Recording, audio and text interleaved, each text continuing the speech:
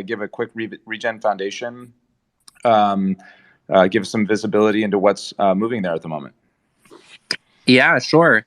And whenever you accept the speaker position, you can't hear anything for a little while. So I didn't get all of your framing there, but I can say a little bit about the foundation, and you can prompt me if there's other things.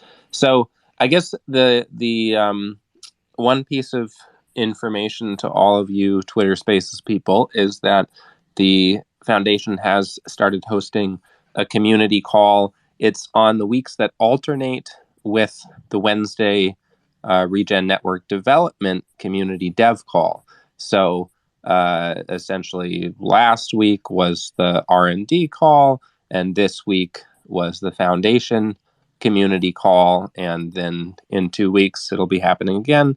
It's at noon Eastern time. If anybody's interested in being added to the calendar invite, please send me a DM or get in touch on the Discord, and we can have you added to that. Anything else you'd like to point out, Dave?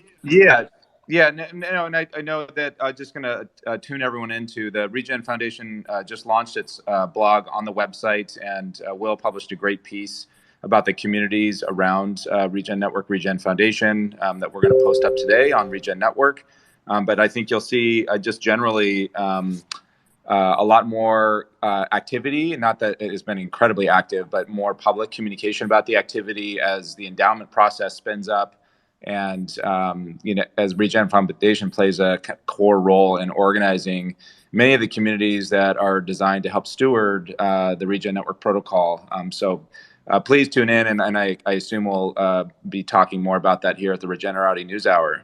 So thank you, Will, for jumping in real quickly and putting you on the spot. But with that, our esteemed host, Gregory Landaway, is joined in, and Neil and Henrik, if I say that correctly, are here from EMoney and the Regenerative company. And so, Gregory, I'm going to flip it over to you to guide us for the next hour and help fill us in on what's moving on these two exciting projects. Well, hello, Regenerati and Regens, and maybe some Degens out there too. Good to see everybody's faces, and excited to chat. There's always a lot moving. I think sort of, the overview, the run of play of the conversation is Henrik and I will chat a little bit about EMoney. I'm interested, just it's something we think a lot about, just generally like framing that conversation. We think a lot about what the right variety of currencies is going to be in the marketplace for ecosystem services that we're setting up. So have been following and excited about the way EMoney is approaching things. So we'll get to hear from them, and maybe there may be a little bit of potential alpha leaks taking place there. But in a sort of like real time, we're chatting with EMoney about how we can work together. So some of that'll happen right here on the show.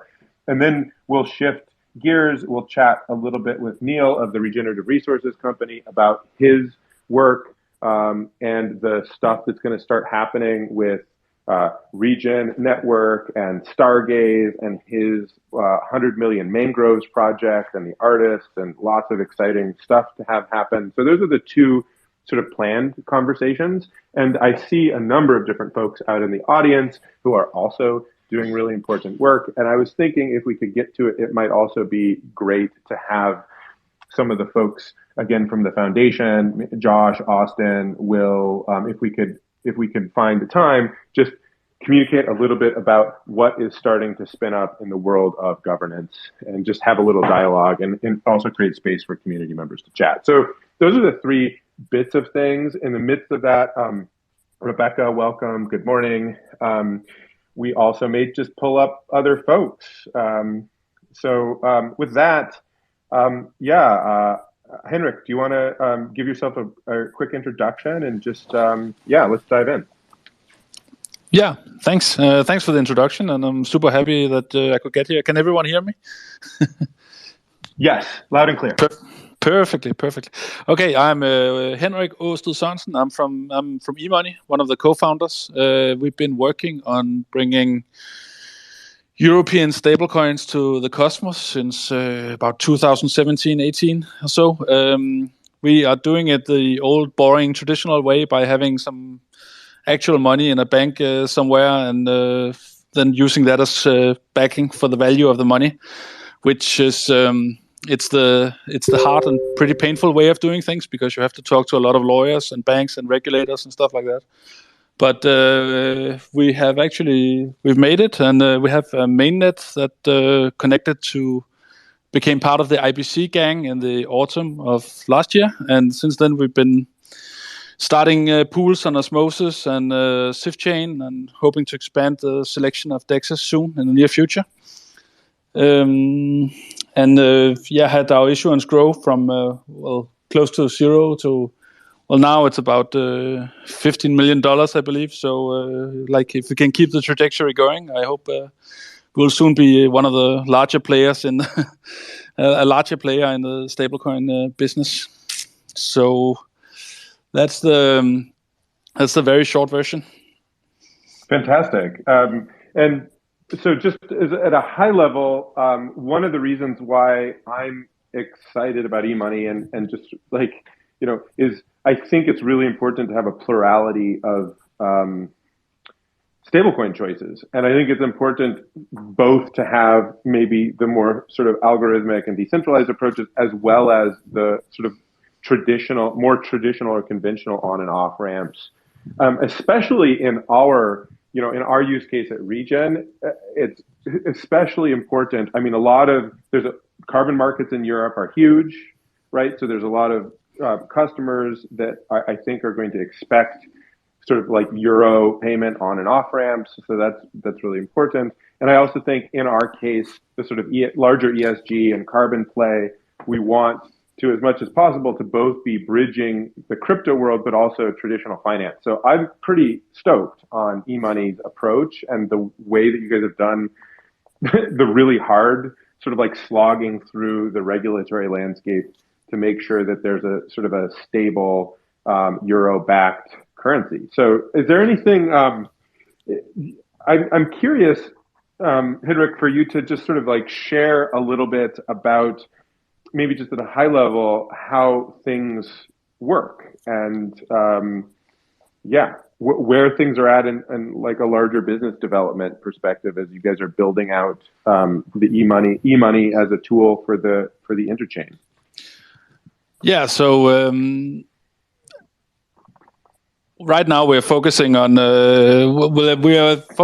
expanding the selection of DEXs, which is essentially, it's a kind of an on-off ramp for crypto against crypto, obviously.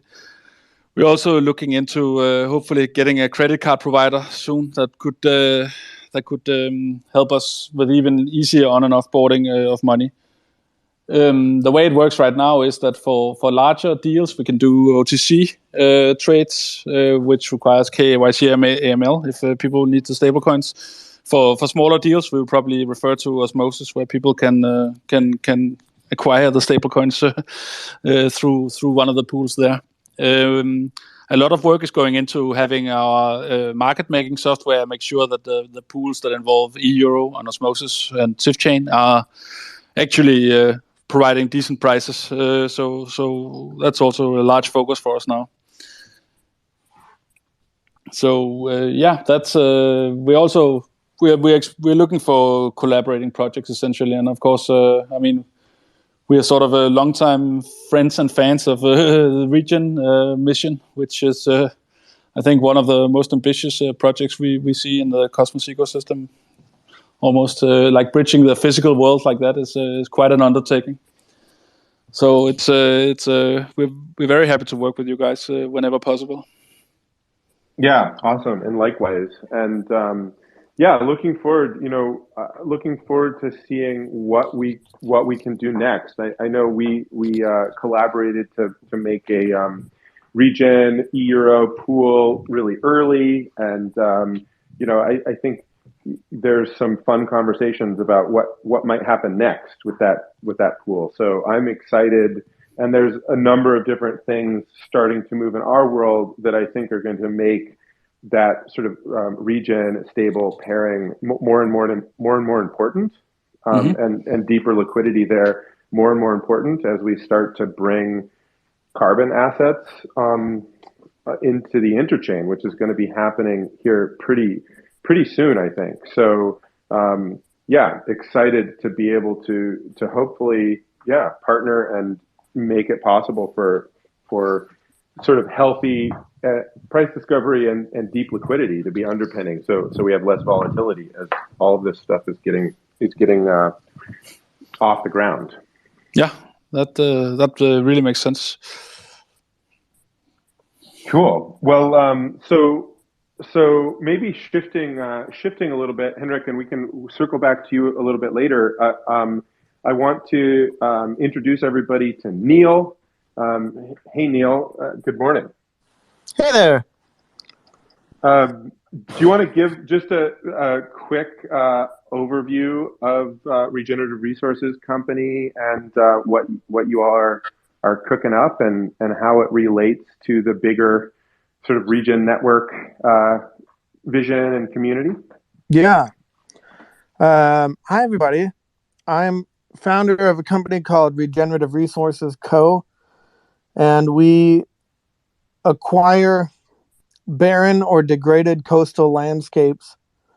We transform them, and then we commercialize the outputs of that transformation. Sometimes that means ecosystem restoration. Sometimes that means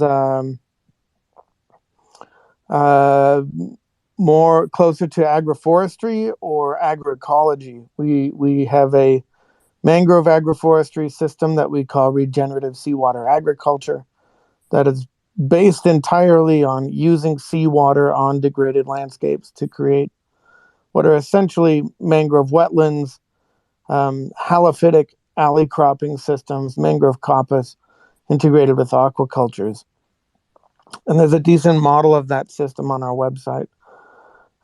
Currently, we are just coming out of our incubation phase. We've been pursuing permits and access to land and figuring out financial and business models for the last 2.5 years, which seems like a really long time to people who are used to crypto and how fast it can move.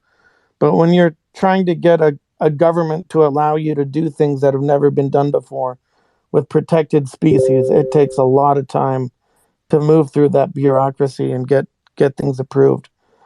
But I'm very happy to say that we are currently financing about $150 million worth of projects in Mexico, Spain, Ghana, and Namibia, and with leads and ambitions to move into 9 other key regions globally.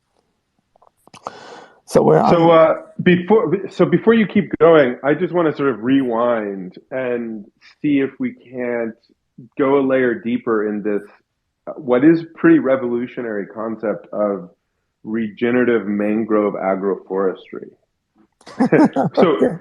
So wait a second, and I'm sort of like I'm playing the fool a little bit here, but wait a second. So you mean that you can use salt water to create an agroforestry system in a place that is otherwise a completely desert landscape? That is right. So my history in the regenerative world goes back about 12 years, where I moved into the desert south of Mecca in Saudi Arabia and lived with tribes of Bedouin on prototyping ways to harvest flash floods and reforest extremely desertified areas and to reestablish indigenous land management systems in the Saudi desert. And in that time, I came across the work of a scientist named Carl Hodges, who's a pioneer of what's called halophytic agriculture. Halophytic refers to plants that grow in seawater. And there are hundreds of halophytes that have cropping potential that could be developed as crop species and can be grown without the use of any fresh water whatsoever. Carl was our senior science advisor until he passed away about a year ago. But he spent decades pioneering the use of the development of halophytic agricultures. And what we're doing is we're taking the foundational work that Carl did, and we're applying very traditional agroforestry techniques to that, to create the world's first regenerative seawater agriculture systems. So we're doing things like coppicing and alley cropping and integrated pest management and the use of constructed wetlands, to transform what are otherwise totally barren landscapes where there is no photosynthesis happening at all because the soil is too saline, and there's no fresh water whatsoever. And it's too close to the coast for there to be like a cactus ecosystem. And that's kind of the foundation of our business, is the transformation of these otherwise barren landscapes into extremely productive systems that have massive impact, whether you're talking about the creation of local economies or biodiversity or carbon or increasing freshwater resources or protecting coastal areas against hurricanes and sea level rise and storm surges. It's in our first iteration of this system, which was done in Eritrea, we had a 1,000% increase in biodiversity in 4 years. We had a 2-degree cooler temperature as a result of our system compared to the surrounding area. We created 800 jobs. We were exporting a couple tons of seafoods to Paris and London every month. And that operation was seized by the Eritrean Navy in 2004. But that's kind of the regenerative system that we're focused on deploying right now. There are 15 million hectares globally where this system could be deployed. And I don't know that we'll ever get to that scale, but right now we're focused on about 12,000 hectares across 4 different projects. That's amazing. Can you give us just a quick, off the cuff estimate? What are the carbon outcomes of sort of creating a mangrove system out of nothing? That's a great question. We have decent estimates on that, but until we actually build a functioning system, we won't know for sure. But there's an 8,000 hectare project in Mexico we're currently trying to finance.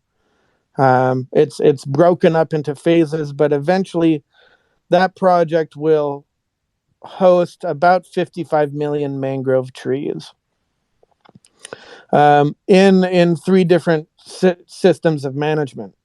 Some of those are in a wetland, some of them are in an alley crop system, some are in a woodland management system, and they're all absorbing effluent from aquacultures. That's the source of fertility.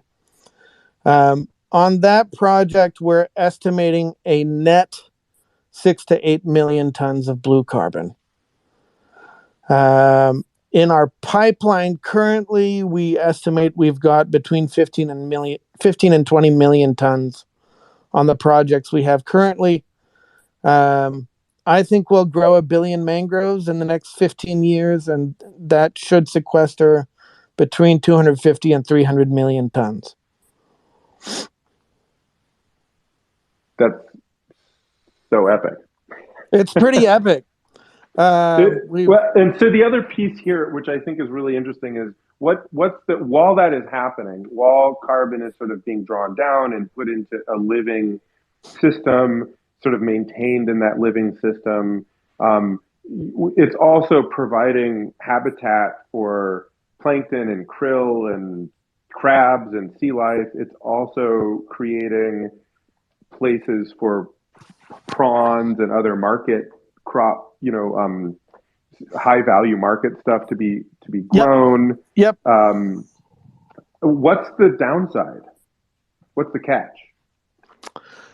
From a traditional perspective, the downside is it's extremely hard to finance because it's a huge amount of money up front and a slow rate of return. Like we don't expect to have revenues until year 4 or 5. But it takes a lot of capital up front to make these projects happen. So that's one place where, like, we're we're not even talking to traditional VC because they're all used to like software and SaaS, where right. This is the role of refi right here. This is the role of Regen Network and sort of the emerging regenerative finance movement, where we can create forward contracting for future ecosystem service outcomes and sort of treasury management systems and monitoring systems that allow the community to bootstrap initial liquidity, finance and fund these projects, empower the on-the-ground communities to be significant stakeholders in that process themselves, and sort of build a new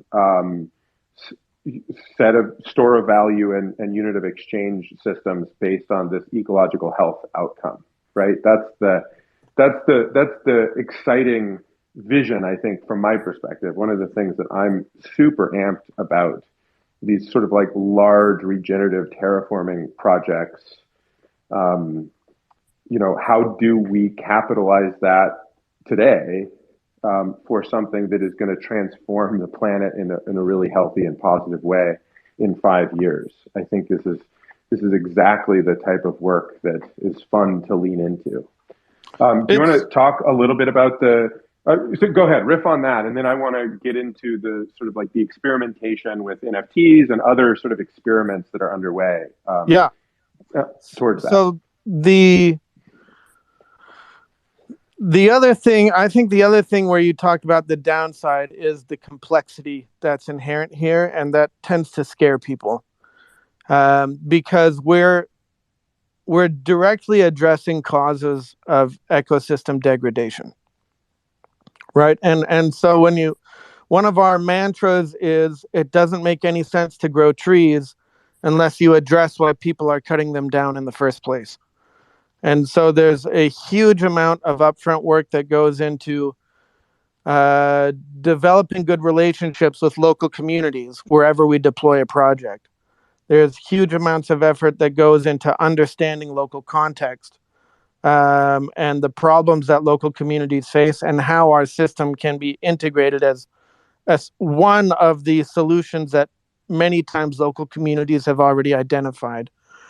And that's complex work, because what we're doing essentially is regenerative economic development in tandem with ecosystem rehabilitation, in a way that it's directly affecting very complex problems like deforestation, fishery depletion, desertification, fresh water depletion, and aquifer depletion. And so these are extremely complex sets of problems that we can actually solve with a set of systems that we have developed. But in order to deploy that in a way that it's permanent, right? In order to deploy that in a way that it's not colonial, in order to deploy that in a way where it's maximizing local knowledge and indigenous knowledge, and where we're handling the land acquisition and the permits and the politics and the finance and the community development and the land development and the sales of goods and the marketing of those goods. It is a vertically integrated, like, regenerative concept that we've got.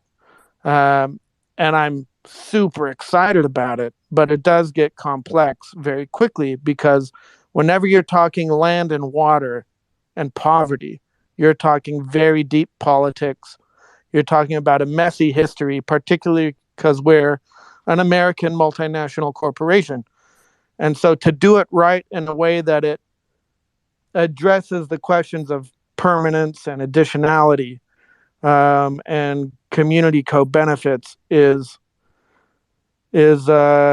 can be very daunting, but it's also super cool to be doing. Super cool, and super. It's like it's one of these things that without pulling that all together in a holistic way, without having that integration, like this vision simply doesn't work without the community sovereignty and empowerment piece, right? And it simply doesn't work without, like, it simply has to come together in a holistic way. It can't get fragmented out and sort of operationalized in little chunks, which I think is such a microcosm of the larger sort of like climate quandary, like the Gordian knot Absolutely. that we're in. So it's just really, I'm also quite excited by that. I mean, they're big projects, but they're also, it's like you could see the whole, it's like we're talking about a couple of thousand hectares, it's like there's also something that's sort of like we can wrap our head around in terms of its place-based rootedness. There's people, there's trees, there's dynamics, right? It's complex, but it's also, I feel like we can wrap our mind around it a little bit as a concrete place. I want to open it up and just see Rebecca, Will, Henrik. Anybody have questions or comments for Neil at this stage as he sort of unfurled the vision here a little bit? I absolutely do. Neil, it's great to hear from your own mouth after I've read so much about your work. And as a conservationist myself, it's remarkable what you're achieving and what you're setting out to do. I am really curious to hear. I know that part of the work is purchasing or doing long-term lease on this land, and then in some other instances doing partnerships with landholders. And I feel like that seems very challenging. And I'm wondering how that experience has gone so far, or if it hasn't yet, then what you're seeing with those kinds of relationships, how to strike that balance between their autonomy and decision making and kind of y'all's expertise on land regeneration. Yeah, I've got a good blog post on working with local communities, and the dominant narratives around this are too simplistic. Oftentimes, what you have are landholders who are not present. Right? Oftentimes you've got landholders who live in the nearest city, and you have squatters who are people who are legally squatters, but are the people that actually have the most local knowledge. And so what do you do in that situation? Because you've got to interact with both, right? The wealthy landholders who live in the city, and this is true in the United States as well, right? I don't know if everybody knows the cliche about the farmer. I'm using quotation marks when I say farmer, the farmer who lives in New York City, right? And they have their estate in Iowa or Ohio or something. That pattern is replicated all over the planet. And so it does get very complex because we have to develop relationships with people who have the local knowledge, right? And that knowledge is extremely precious. It's more valuable than having a PhD on hand to consult with you. But then you have the landholders. And so sometimes in one situation that I don't want to go into too much detail on, we're purchasing the land from the landholders, but partnering with the current squatters where they will get jobs. And we're trying to figure out if there's a way, like over 50 to 100 years, to transfer ownership of the land, where RRC plays that intermediary role and that transition role from having this kind of bifurcated land ownership versus land management into something much more akin to an indigenous land management system where the land is managed by the people who know it the best and their incentives are tied into that management. In other places, it's quite simple. You negotiate a land price, we buy it, and then we can easily guarantee when it comes to markets for ecosystem services, then we can guarantee the permanence because we're never going to sell it.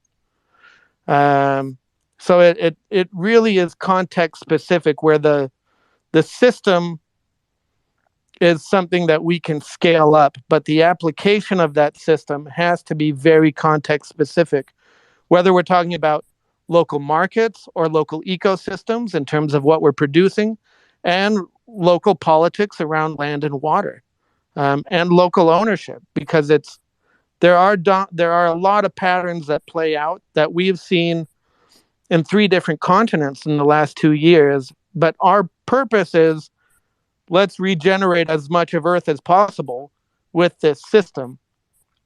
And so where we own the land, it's going to be more profitable for us. And that puts us in a position to be able to roll it out in other places. Where we partner with local landowners, then, we can't integrate real estate into the business model.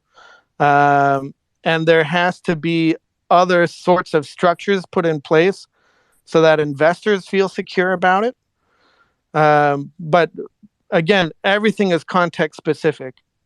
And so we're purposely very flexible in terms of how can this be deployed, because our whole mission is, let's regenerate as much of the Earth as possible. Thanks for that, Neil. I figured as much. I commend you. It's a lot, that complexity within these communities, and how to strike that balance is really interesting.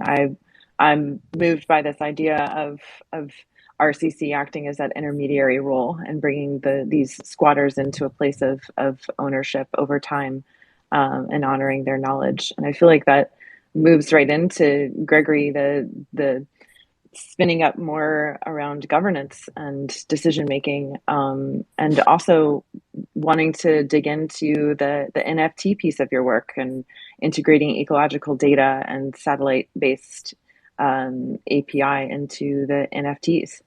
Would love to hear more about that piece of it.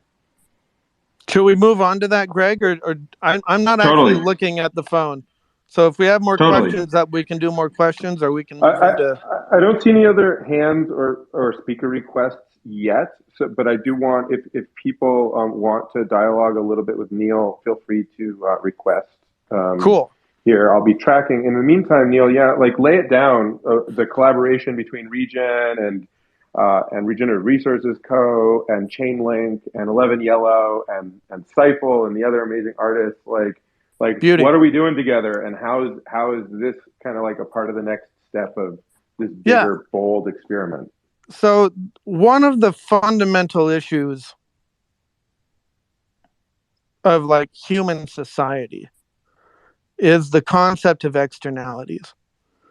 Until 20 years ago, carbon was an externality. There was no way to really incentivize the preservation or the conservation or the sequestration of carbon, aside from the intrinsic value that we all know that ecosystems have, right? We all value functioning ecosystems intrinsically. But the standard financial and economic world has largely considered these things to be externalities. Meaning that if we destroy them, that's not integrated into prices, it's not integrated into how we value landscapes. And one of the biggest advantages in the regenerative movement is that we're not inherently unsustainable, but B, that these ecosystem services, which are extremely valuable, are the externalities created by regenerative systems are all positive, right? We're reestablishing ecosystem services as an externality of how we manage land and water.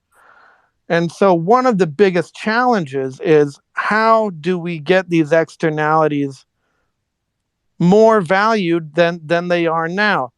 Because we can intrinsically value them, they're still all going to be destroyed if we don't find a way to extrinsically value them. And so Greg kind of crypto pilled me in the last 12 months or so. And we had this really, so that externality conversation is kind of the backdrop and the context to everything I'm about to say. I helped out an artist with a project back in April, where he had found my video about my work in Saudi Arabia and gave me a call and said, "Hey, I'd like your advice on this other project I've been into, and we want to hire you to do it." And I said, "Well, I don't want you to pay me a per diem for my work. I will help you with this project if sometime down the road you're willing to help me with a different one." So instead of exchanging money, we did a handshake and said, "I'm going to work with you on your thing. I'd love for you to work with me on mine." And this artist was Saiful Haq, who is one of the senior concept artists for the upcoming Avatar sequels done by James Cameron. And so Saiful, we did that project together in April and May, and then Saiful called me in early October and said, "Hey, I promised you I would do this. I want to fulfill that promise. I've just finished my last project. What are we doing? What are we going to do together?" And I had no idea what the answer to that question was, but we put our heads together. He's very skeptical of NFTs, like most people. He thinks they're largely a waste of time and bad art and probably destructive. But we decided, okay, let's start off with an NFT project that we can guarantee will be carbon neutral and that will fund mangrove reforestation. We do have a reforestation project ongoing in Baja California, Seward. And so we're like, great, let's do some NFTs and see if we can't fund some mangroves. And that led to the launch of our Web3 page. It's a page now. It may be a platform in the future, called The Harpoon. And so we have 3 really phenomenal Hollywood artists creating short films that will be dynamic NFTs, where what we're trying to do is induce the sale and resale of these NFTs. And the way it will work is the first person to purchase these NFTs will only see 3 to 5 frames of the short film. And when the first purchaser resells it, then another 3 to 10 frames will be revealed. And we're hoping to induce that each one of these NFTs will be sold and resold 100 times. And over that process, the full film will be revealed. So they're dynamic. It's a very innovative tech that has to be programmed for these, which is being done by 11 Yellow. And the idea is that in our current pipeline of projects, we have the capacity to grow 100 million mangroves. And we are hoping to, through the sale of NFTs, fund the mangrove planting aspects of these projects. So we have those dynamic short films coming out. We have some posters currently out where 100% of the proceeds go into a nonprofit structure, which then funds our mangrove reforestation. And probably some agroforestry as well if we raise enough money. So that's our first go in the NFT world, and that's called the NFTs for 100 Million Mangroves project. When it comes to externalities, one of the things I realized and that I'm really excited to roll out is biodiversity credits wrapped in NFTs. Because biodiversity is one of these things where we all know that it's important. Not everybody may be able to articulate why biodiversity is so important, but I think we all understand intrinsically, like deep down in our souls, why we don't want to kill off every other living thing on this planet. except for what we find extrinsically useful. And what we can do, we already have an amazing tech setup for how we will be collecting biodiversity data on the land that we manage. And this is in partnership with two really cool organizations. One is called Nature Metrics. They're based out of the UK, and their primary investor is Robert Downey Jr. But what they have is a method where if you take water and you take some soil and run it through their process, they can separate all the tiny pieces of DNA out of the soil and water and identify every species of DNA that's in that soil and that water.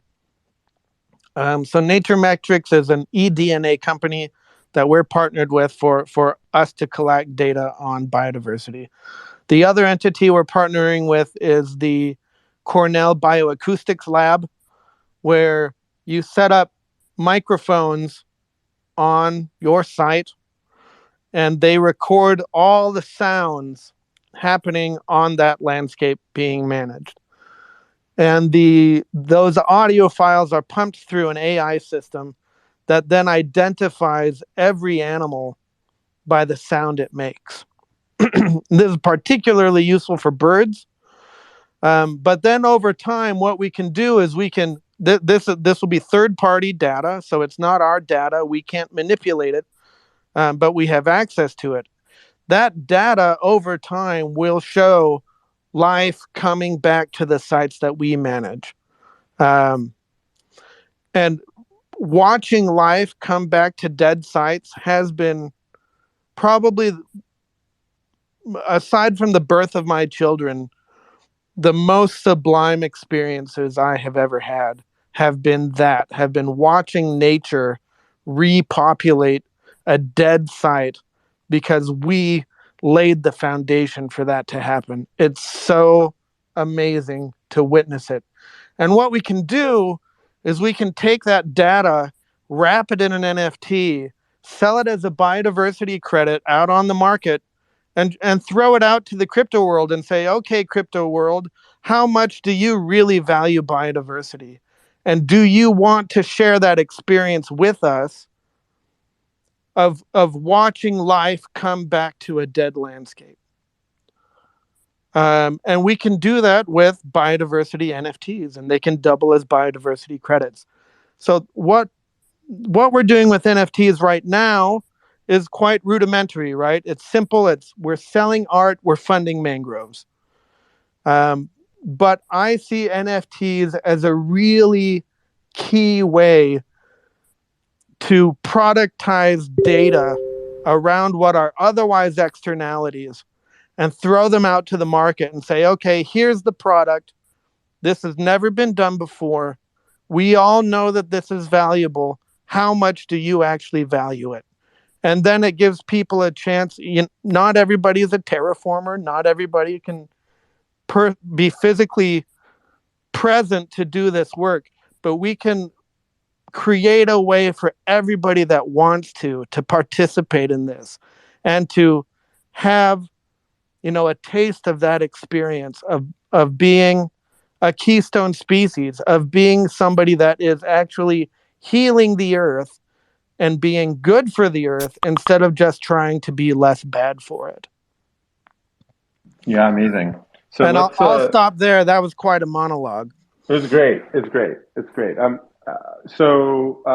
Love it, and I especially love just sort of this connection between where we're at now. Okay, so there's been the sequence of experimentation, right? So there's been posters sold on OpenSea, and the funding, the proceeds of that are going directly to plant mangroves. Okay, yep. So experiment 1, check.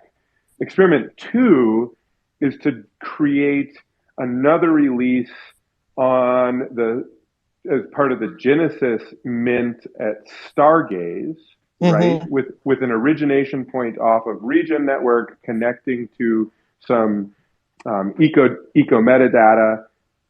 Cool. Operation number 3 coming up, after that will be these fully dynamic NFTs again, launching on Stargaze and the Cosmos ecosystem, and creating this sort of gamification of the exchange, in which the more they're exchanged, the more resources flow to regenerate landscapes, so people can see themselves in that story that you're telling, right? Where they're contributing and co-creating life, jumping back up out of the desert and living, and it can have that access to that sublime experience. And then it sounds like what you're saying is, after that, it's sort of, dynamic experimentation to link this real world regeneration into new forms of value, both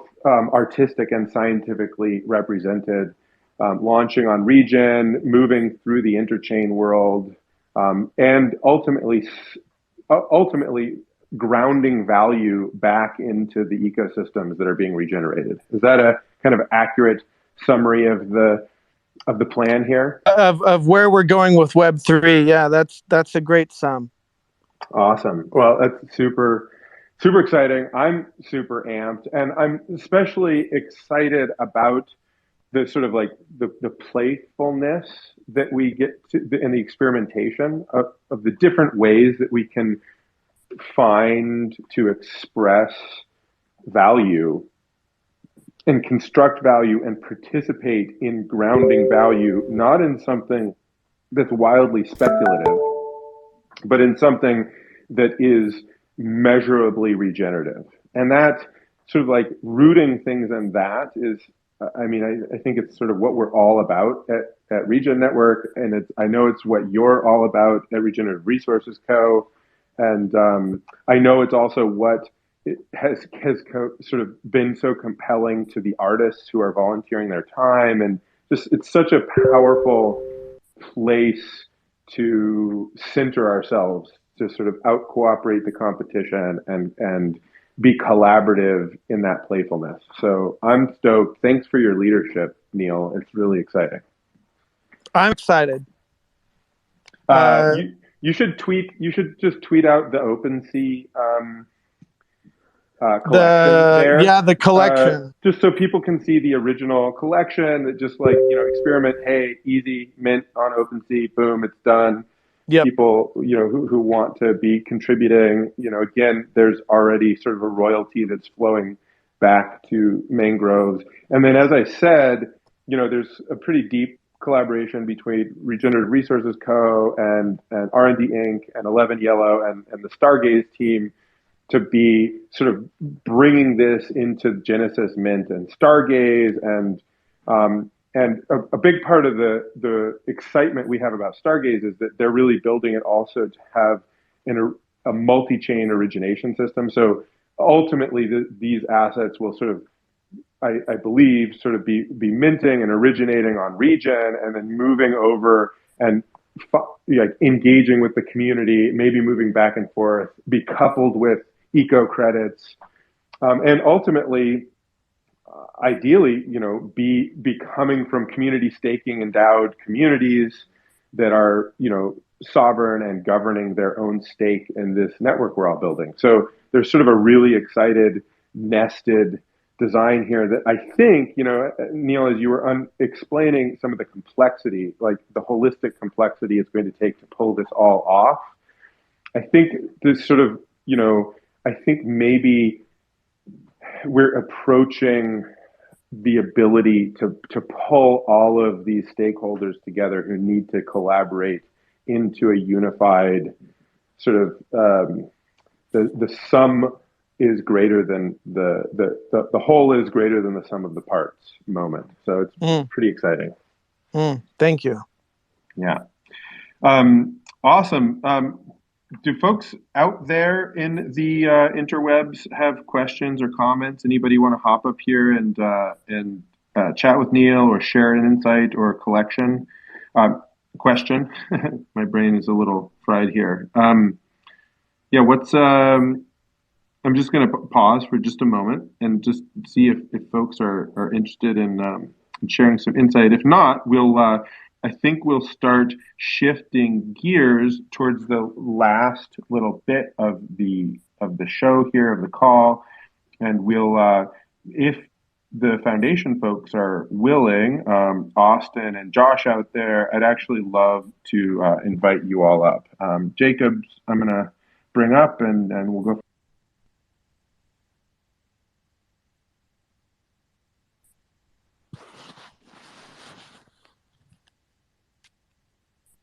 Right, so we've got Jacob coming up, and yeah, excited. Go for it. Hi. So actually, this is just a quick question for Neil, actually. Your concept is fascinating, and while we were in this little Twitter Spaces sessions here, I went and I visited your website, and I'm listening to you say this stuff, and it's fantastic because you're taking an economically rational approach to doing great things, and I personally think that's completely necessary to get those great things done, right? And so my question is this: where did you get this idea? What's the origin of that? Which part of this idea are you talking about, Jacob? Well, I guess I mean, like, let's identify. Oh, I don't know. How do I put this? You seem to have identified a method for creating economic output from damaged environmental areas. One of them being like the mangroves, but like, yeah, when did you start to explore these sort of like ecological but combined with economic turnarounds for regions? I guess that's really the question. Yeah. I mean, I've been doing that professionally for about 12 years. And this is something where I'm going to share some opinions now, but this is something where it comes out of the sparing versus sharing argument. If everyone's familiar with that, it comes out I'm of. not, actually. Okay, well, it's too much to go into right now, but essentially there's a long-standing argument between should land, if we're going to preserve the natural world, do we do it in a way where we kick people off and just set it aside, or do we do it in a way where people are integrated? And that is the sharing versus sparing argument. And it has a huge amount to do with agriculture and water and soil and what are essentially the foundational resources to all life on Earth. And where traditional conservation falls apart and where it fails is that if we go with the sparing argument that we say, okay, that land over there is for nature and this land over here is for people, it gives us license to destroy everything that isn't explicitly protected. The other thing where that fails is that where conservation is adjacent to poverty, the poverty wins out over the conservation. This is why the vaquita is going extinct. This is because people in poverty look to ways to solve their short-term resource needs. And when you have conservation, what you've said is, here are all these resources that people aren't allowed to access, right? And when that's next to poverty, those people will find a way to access it. And so where we fail and where there are two massive sets of problems, there's the human development set of problems that all of us know, right? It's poverty, ignorance, inequality, resource scarcity, famine, drought. That's the human set of problems. And then you have the environmental set of problems. You have ocean acidification, deforestation, desertification, soil loss, biodiversity and habitat loss, aquifer depletion, the fact that we have eliminated almost all the wetlands. The fact that the first peoples in every continent except Africa drove all the megafauna extinct, right? You have an environmental set of problems and you have a human set of problems. And historically, we only ever address one set by exacerbating the other, right? When we try to solve the human set, we exacerbate the environmental. When we try to solve the environmental set, we exacerbate the human, because we fail and have failed as a species, by and large, with some exceptions, to see how directly connected the economic and the environmental are. That is a false separation. And as long as we maintain that separation, we are not really going to solve either one. You can't solve one without addressing the other, because they are inextricably connected. All right. And that comes down to land use. And so the manifestation of all these problems are directly correlated. They're connected to each other. And now you've all been permipilled. Yeah. And so when I moved, I got a job offer to be a co-founder in Saudi Arabia of a project called the Al Bayla Project, where I lived with tribes of settled nomads they were facing dire poverty because their lands had been deforested. And that deforestation was a result of the loss of indigenous management systems, right? So here was a case where poverty was a direct result of ecological degradation. And if ecological degradation leads to poverty, then ecosystem rehabilitation can lead to wealth creation. There's such an enormous and important historical gap in our understanding.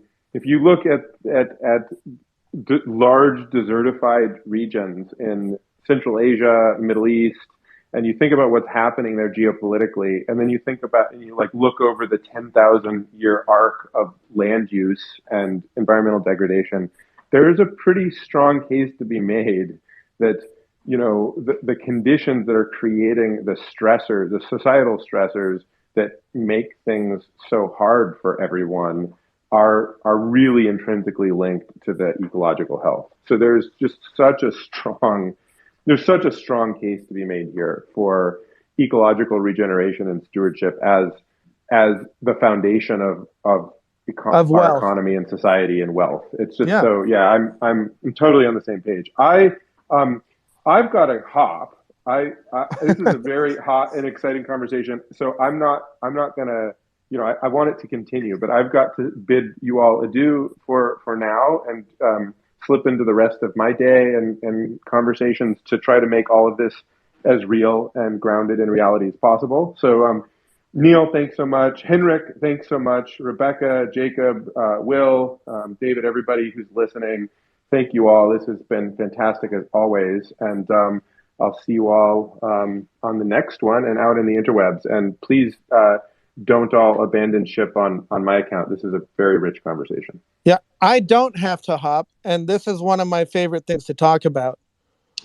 Neil, I'm happy to hold the space for another 15 if you'd like to carry on. If you want to pick it up. And great. If you want to carry on. And Will, I'm offered to take you off of mute as well if you want to be a guider, and Rebecca for that matter. Great. So, Jacob, that's the long answer to your question, which is, if we really understand how much our societies depend on functioning ecologies, then the idea that we can combine the economic with the ecological then becomes obvious, rather than renegade. I find it to be fantastic, and then also likely correct. When I was listening to you go through the mangrove thing, okay, you were like, well, we find areas that have actually been damaged. We look for productive,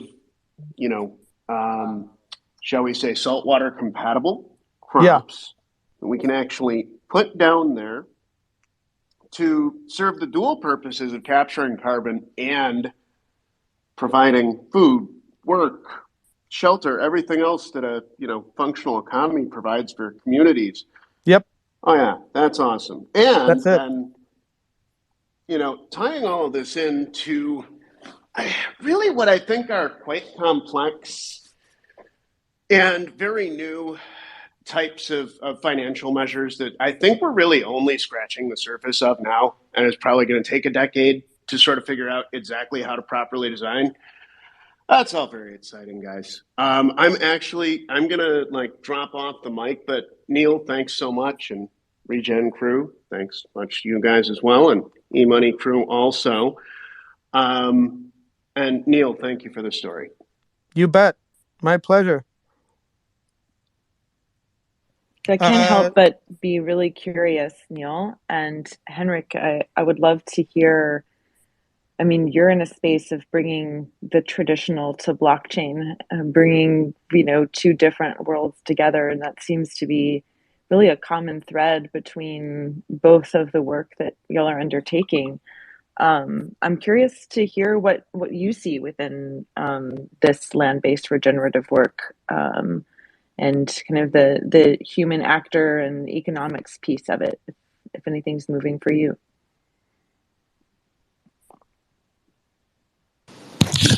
I mean, this is to be honest, this is pretty new to me. All this regenerative ecology, but I mean, it was incredibly fascinating to listen to, and I think it allowed me to think about a broader point of the whole blockchain, and also specifically the Cosmos ecosystem. That I feel like it's been pretty incredible to watch that grow out of the white paper from 6 years ago, or how much old it is.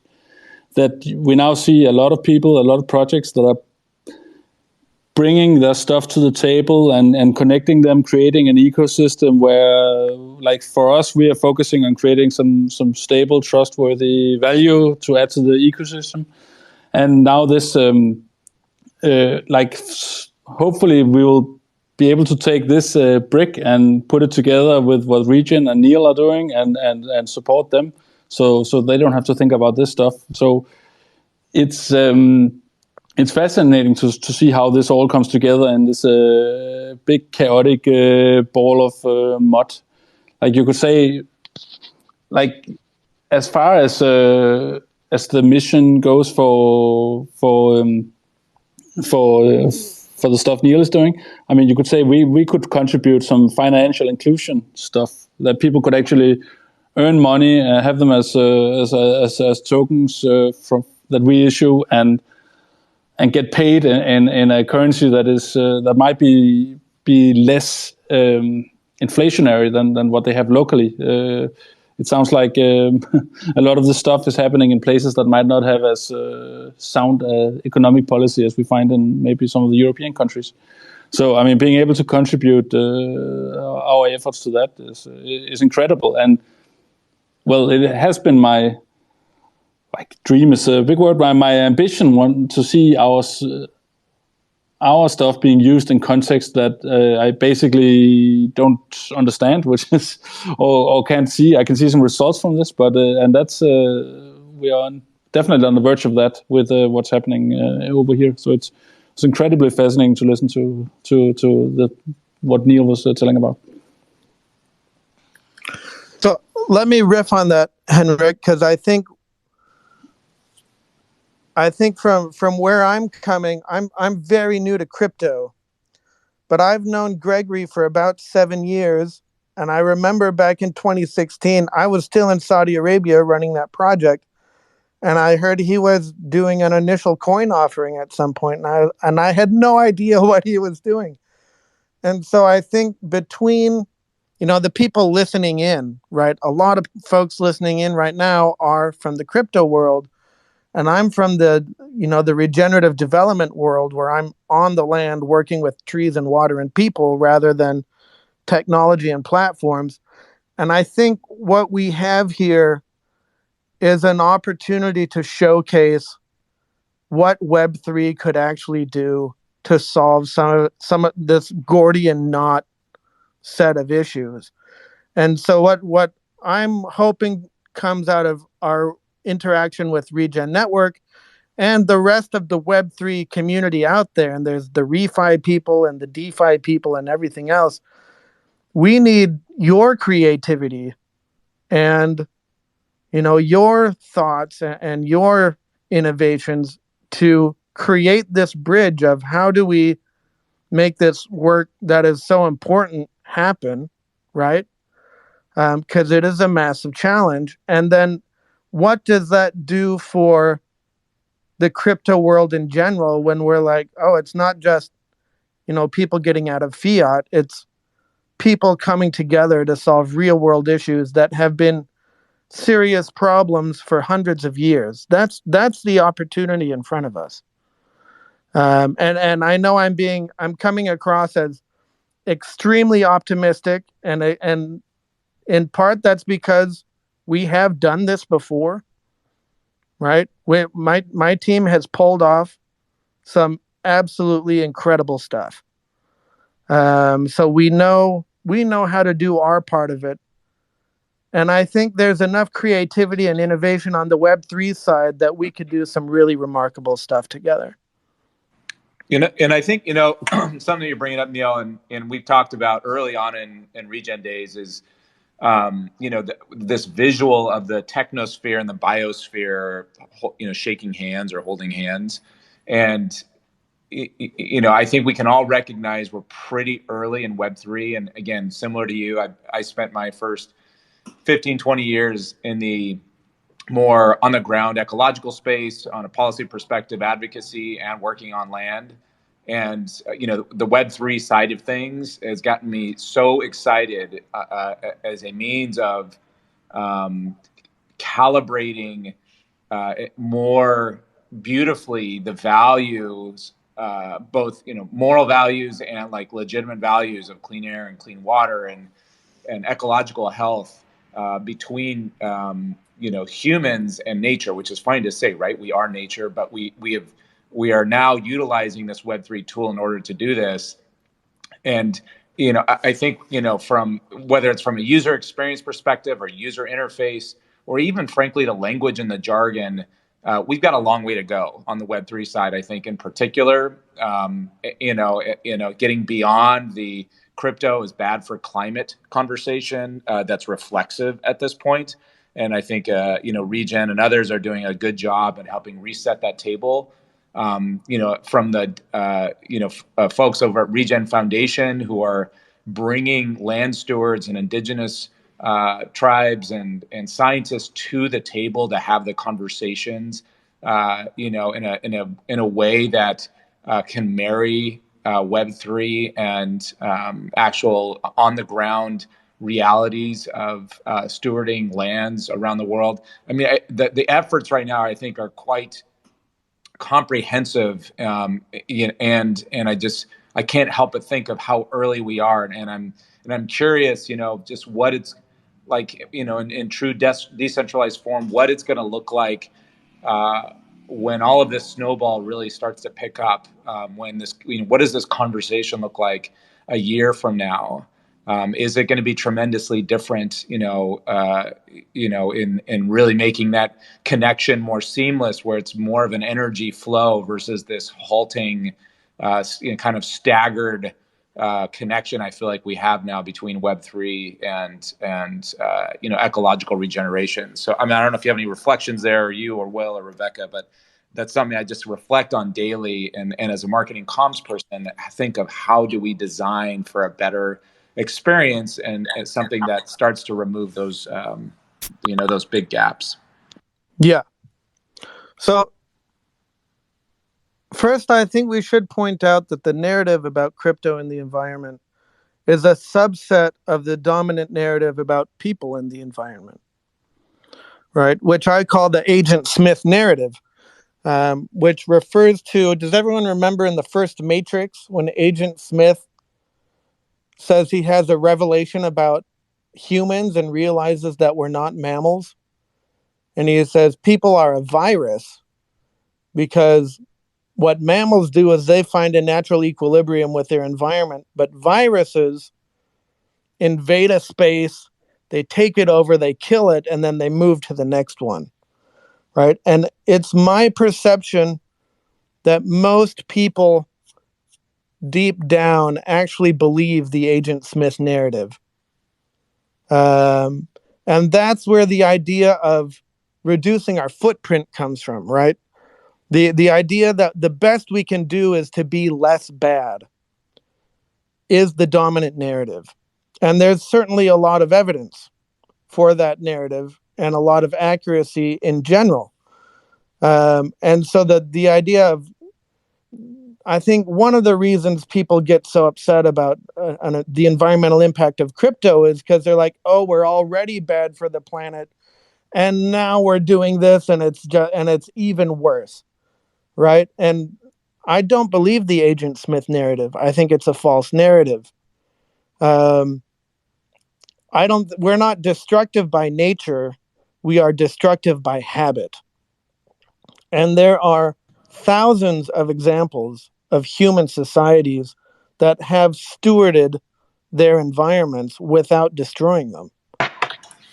And so the narrative that we are pushing with all of our projects, right, whether it's our NFTs or our actual projects on the ground, is that we are a keystone species, which means that when we are functioning properly, we actually heal and steward the planet, and that we are the solution to the problems of humanity. It just means changing how we interact, changing how we design and produce and ship and dispose of, the goods of human society. But we can be good for the earth. That is the whole underlying ethos of the regenerative movement. And so to say, well, if people can be good for the earth, then Web3 can probably be good for the earth too. Then it's about how do we use our creativity? How do we innovate with the tools available to us to make these things have a net positive impact, right? So that's my first thought on that narrative. It's a subset of the greater narrative. And I think I'll stop there. That's long enough for a comment on what you said.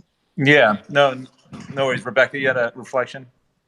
Yeah, I feel like I normally don't get cold chills during Twitter Spaces, so it's pretty awesome that we can go this high and zoom out this much to work that on the daily feels pretty nitty gritty. And I personally really appreciate that. It's what got me into this work in the first place. And I think that's a nice way to shift the narrative and the focus on opportunity instead of guilt. There's just going to be more activation around opportunity and hope than there is around guilt. So I really appreciate that a lot.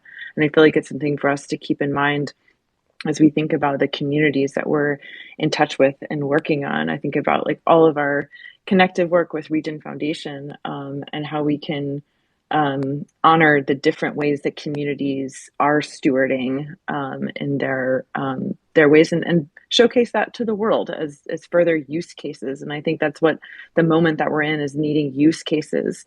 We all know this to be true, so let's show it by these examples of the work that you're doing, Neil, and the work that a lot of folks in our ecosystem are doing. Really excited to be able to zoom out this much. Cool. One of the things I want to pull back, in our last few minutes here is, and as we're talking philosophically here, is what is, as a longtime ecologist, what has attracted me to Web3 so much is the, and the tools that are available to us is how to strike at the heart of the economic relationship between ecology, humans, and economics. And it feels like, again, in some ways we're trying to figure out how to reconnect to the natural world. And we are seeing as a collective, I think, in Regen Network, that an economic calibration tool is a potentially powerful one for shaping human behavior. While some of us it would argue that, yeah, just getting out in nature and, and having more natural interactions and all of the other things that are more, if you will, more humanistic and more deeply spiritually connecting to nature might solve the problem.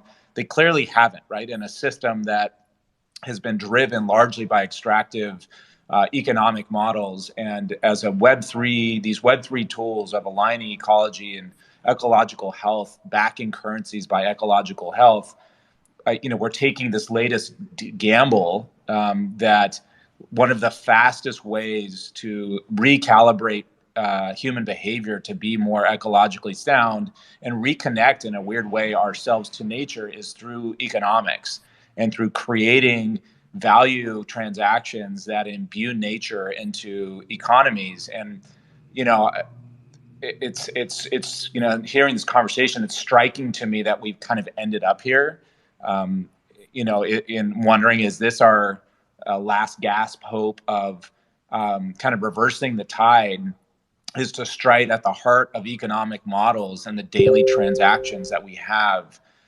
in our the ways we exchange value, or is this futile again, and we're just going to wait for something bigger and more catastrophic to shift how humans interact. So not to get fatalistic, but it's just striking me that we're ending up at this conversation. It feels like an ecological movement, knowing there's of course many other movements associated with ecological regeneration that are taking place, but to me, Web3 is arguably one of that.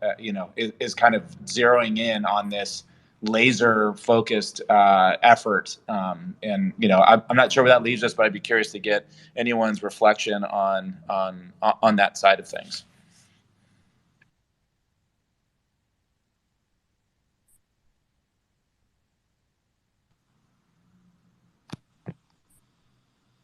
Well, I'll say that I second that wholeheartedly. And I think having an ecological lens to all of this helps us maintain the reality, which is that we're all connected intimately, and our fate is connected just as much as our ideas are. Guy, just bringing you up on stage. You'll be our last guest today.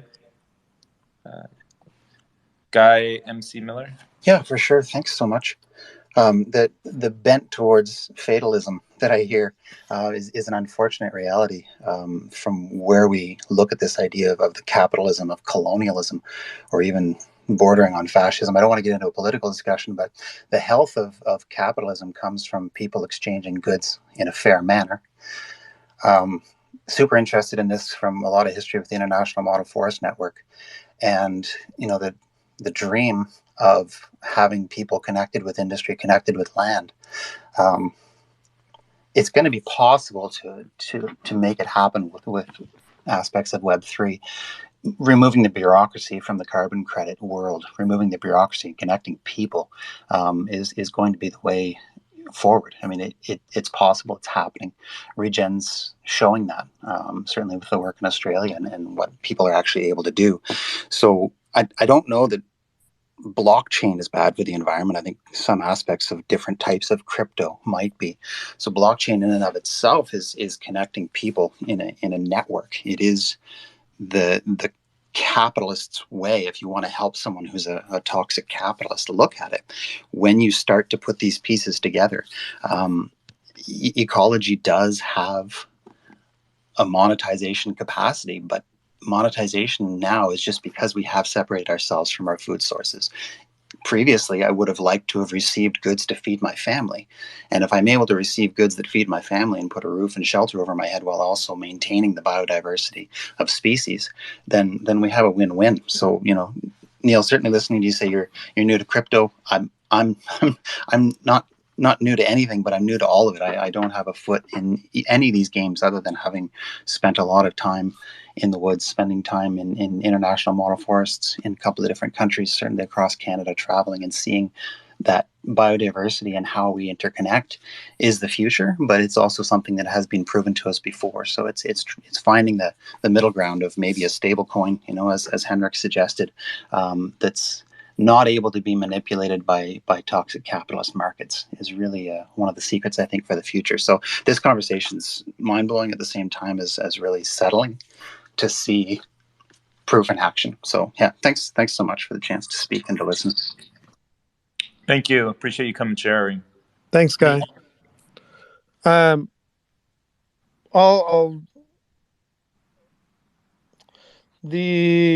mentioned the crisis if the fatalism. The crises are already happening locally, and that's actually that's actually kind of what we look for. I mean, we're looking for the worst land that we can find, in part because it's easier to attract investors if we can say, look, here's this highly undergraded asset, this highly undervalued asset. No one else sees any value in it. And by revealing the value in it, we can give you X returns, right? We're harnessing human greed and the desire to make money in order to create regenerative systems. And that means starting with distressed assets in our case. But we, especially most of the people on this call, right? We've got Twitter and we've got cell phones, so we're already pretty insulated from the disasters that are happening. But I have sat in council with fishing communities in 4 different countries in the last 12 months and been asked to comment on similar patterns in places like Senegal, Mozambique, South Africa, Somaliland, Oman, and we are seeing the same pattern all over the planet where fishery collapse is causing coastal communities to turn to deforestation to make ends meet, right? That is a serious crisis because you have people whose families have been fishing for hundreds of years and they're not catching fish anymore, right? And when that happens, you start cutting down mangroves so that you can make charcoal and sell it into the city and feed your family. I sat with a community in Mexico 12 months ago. This is a citrus growing community where they are out of water. They don't have enough water to grow citrus anymore, and the water stress has made the citrus less healthy and now susceptible to blight. And I sat with the city council of this small community, and they said, we are out of water. We can't grow our oranges anymore. All of our children are leaving. And we have no idea how this community survives the next decade. And this is the inevitable result of systems that degrade the very foundation of life, right? When we are depleting aquifers, eventually the aquifer runs dry, and then you have community collapse. Where we are overfishing, you get fishery depletion, and then those communities collapse. So I don't want to talk about fatalism in some kind of future sense. These crises are happening all over the place, very locally, in communities where they aren't insulated from it because they don't live in the United States. And those same problems are coming to communities in the U.S. as we continue to let soil go, as we continue to implement agricultures that are totally dependent on petroleum-based inputs and that are depleting our soil and draining our wetlands and cutting down our forests. But most of the time, people don't act, people don't change until they need to, right? There has to be an incentive for that change to happen. And especially when we're talking about high risk, low margin enterprises like farming in a place where farming isn't necessarily subsidized the way it is in the US. People are very reluctant to change until they have to.